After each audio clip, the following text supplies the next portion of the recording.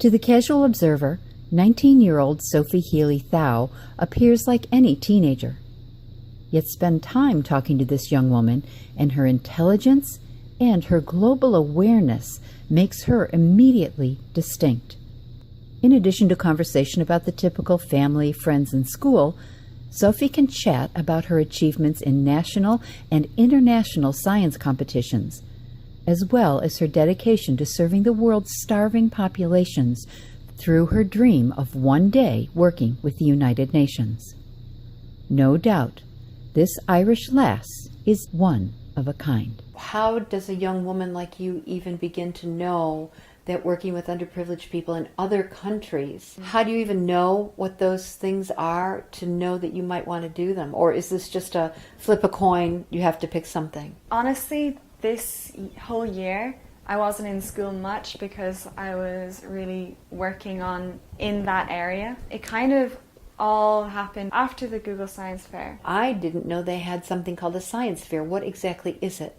It's basically a science competition open to everybody in the world, which is actually incredible for a science competition. All ages? I think it's in between the ages of 13 to 18. But science covers such a broad spectrum. Can it be in any area? Biology, chemistry, engineering, robotics. In talking about what you might want to do in the future, I didn't hear you say science.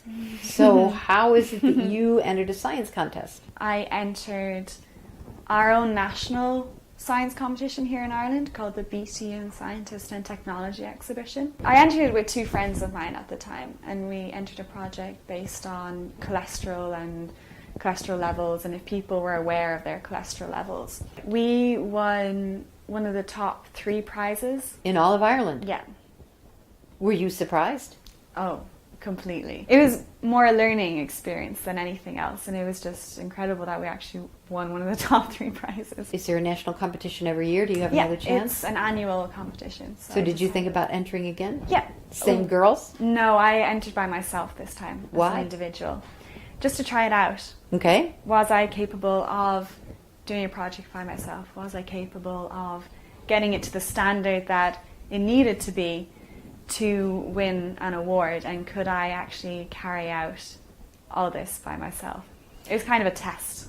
And what was your topic? I did it on dietary choices and people's awareness of their dietary choices, still staying in the behavioural sciences. Where did you finish the second year by yourself? I won my category. I won first place in my category. Again? Were you surprised at that? Yeah, I was, because I didn't get much help from teachers or anything, or from my family or anything like that. I really wanted to be an individual in this project. It was nearly like my little baby. Come to third year. What do you think? I partner up with 2 other girls. Now, these are new girls. Yeah, Kira Judge and Emer Hickey. And why did you partner with them? At first we wanted to enter because we were friends, but then we were trying to think of a project. And that's what really pushed us to enter, I think. So what was your project? We were sitting in our geography class at the time, and we were actually learning about the Horn of Africa and the food crisis there.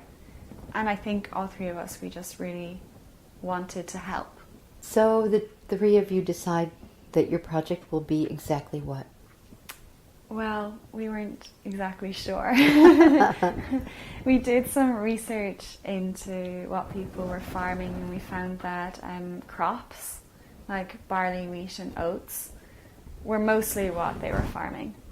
So we just did some research into the actual seed, and we found that there were legumes like peas and beans.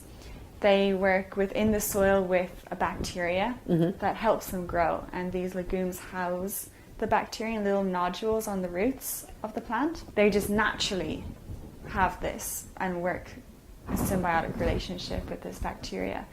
But non-legumes, they can't actually form the nodules on the roots of their plants.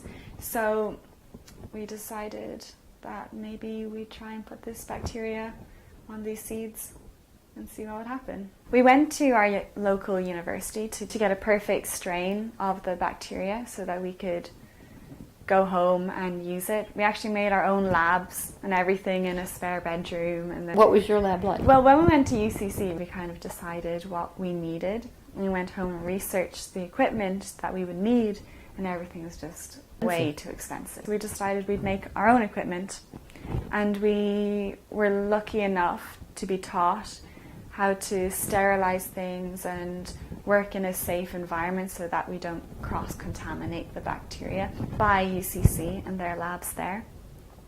So we brought that knowledge home with us and made our own equipment. We actually found that we needed incubators because the conditions outside, especially in Ireland, they're very unreliable. What time of year was this? The start of summer. 2013? Yeah. You started this before school even started. Yeah. Because you wanted a head start. Yeah.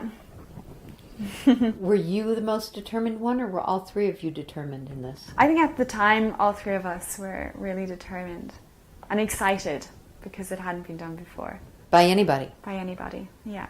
Actually, what was really interesting was that we actually got in contact with scientists to find out what they thought, if they had any ideas. And one of the scientists came back to us and was like, well, it's never been done before, so obviously it won't work. What was your reaction? It just pushed us to do it better. We took about 120,000 manual measurements of the seeds. So we had polystyrene fish boxes as our incubators. We put a light bulb and a thermostat and a little bowl of water into this polystyrene box, and it worked as our incubator. So if the thermostat went over a certain temperature, the light bulb would turn off. Did you figure out that as well? Yeah. I was kind of just a thought process. We were like, well, we can't afford an incubator, so how are we going to do it ourselves? And we were like, well, we need heat, we need moisture, but we don't need too much heat, otherwise You'll burn it out. Exactly. So every 6 hours we'd have to get up and check on the seeds. Every 6 hours? Yeah. And these were tiny seeds. These were about this small.